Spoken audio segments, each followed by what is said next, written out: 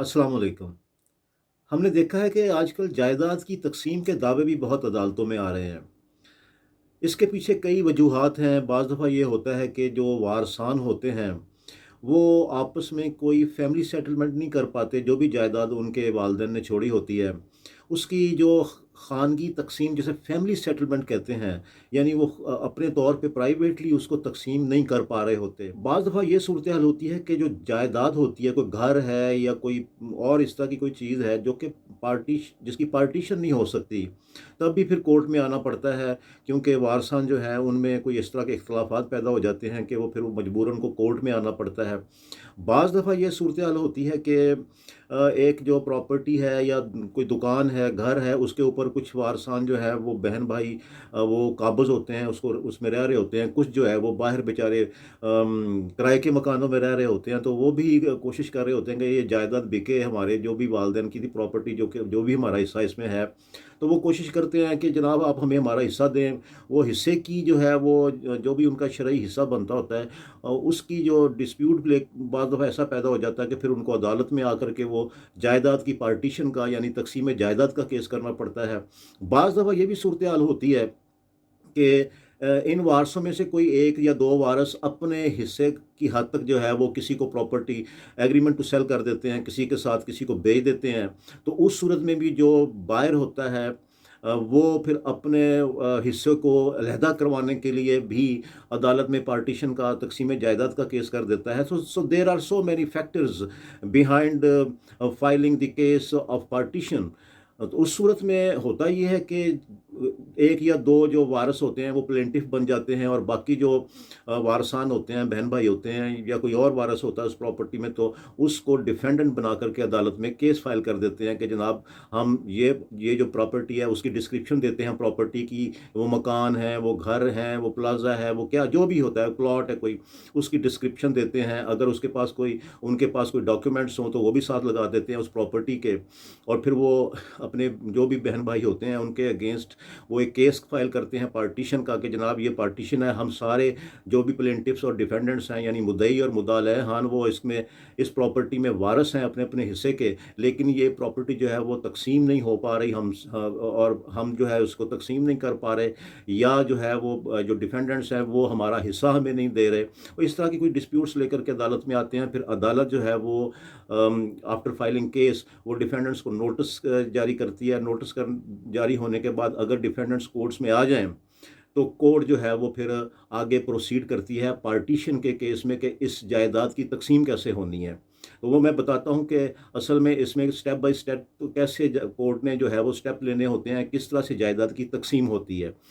इसमें सबसे पहले ये देख लेते हैं कि फ़र्ज़ कर लेते हैं कोई प्रॉपर्टी है, जैसे कोई दुकान है या कोई बिज़नेस, कोई प्रॉपर्टी इस तरह की है कि कुछ जो वहाँ पे वारसान हैं उस प्रॉपर्टी के, वो बैठे वहाँ पे बिज़नेस कर रहे हैं, या वो प्रॉपर्टी उन्होंने किराए पे दी हुई है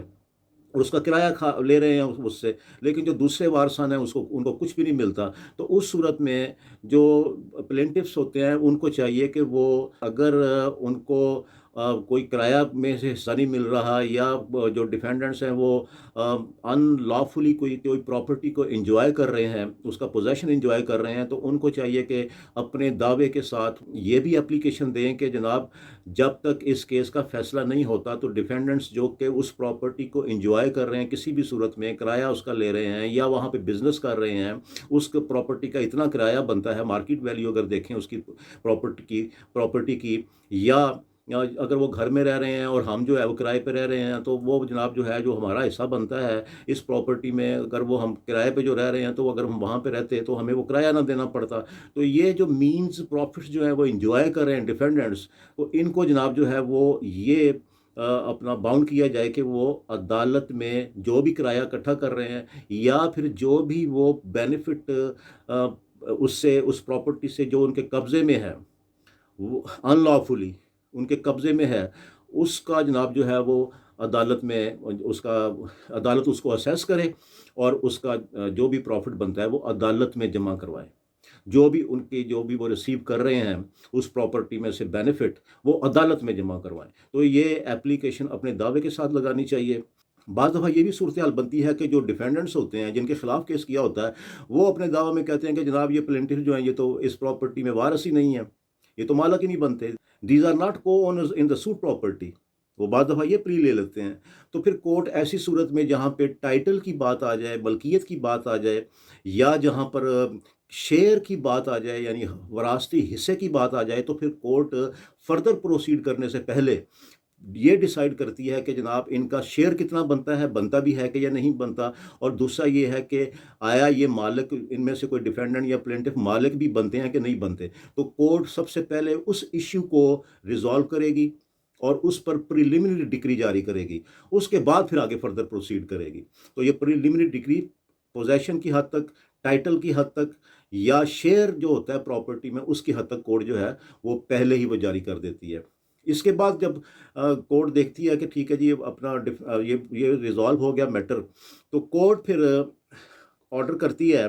दोनों पार्टीज़ को कि ठीक है, अगर तो आप चाहते हैं कि इसकी प्रॉपर्टी की पार्टीशन हो जाए, तो फिर आप हमें एक रिटन फॉर्म में कॉन्सेंट दें, ताकि कोर्ट जो है फिर उसके ऊपर रेफरी मुकर्रर करे, और वो रेफरी जो है वो जाकर के जगह का, या कोई दुकान है, कोई भी है, कोई घर है, कोई प्लॉट है, उसका मुआयना करके उसकी कोर्ट में रिपोर्ट दे कि क्या प्रॉपर्टी पार्टीशनेबल भी है कि नहीं, यानी इसकी पार्टीशन तकसीम भी हो सकती है कि नहीं,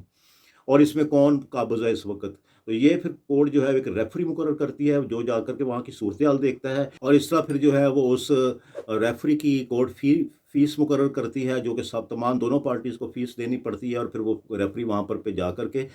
जो भी डिस्प्यूटेड प्रॉपर्टी होती है, यानी जो कि प्रॉपर्टी जो अंडर पार्टीशन होती है, काबिल तक जो कि तक़सीम के लिए कोर्ट में आई होती है, उसको फिर जो है वो रेफ़री जा कर के उसकी सारी मेजरमेंट भी करता है, उसका नक्शा बनाता है, और बताता है कि वहाँ पे कौन-कौन काबिज़ है, और किस तरह से काबिज़ है, कितने हिस्से पे कौन का, ये सारी एक पूरी जामिया किस्म की रिपोर्ट बना कर के वो अदालत में दे देता है।